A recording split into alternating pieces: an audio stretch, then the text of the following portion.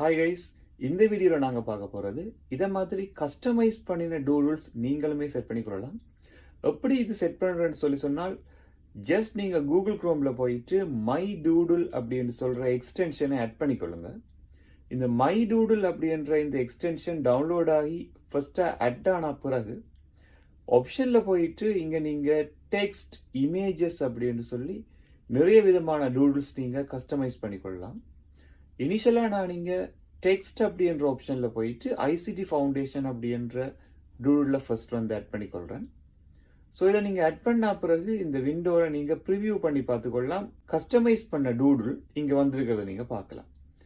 So இதே மாதிரி நான் இந்த இடத்துல விதுன்ற நேமை ஒரு எக்ஸ்டென்ஷன் ஆட் பண்ணியிருக்கிறேன். ஃபைனலாக எங்களோட அவுட்புட் இப்படி வந்திருக்கு.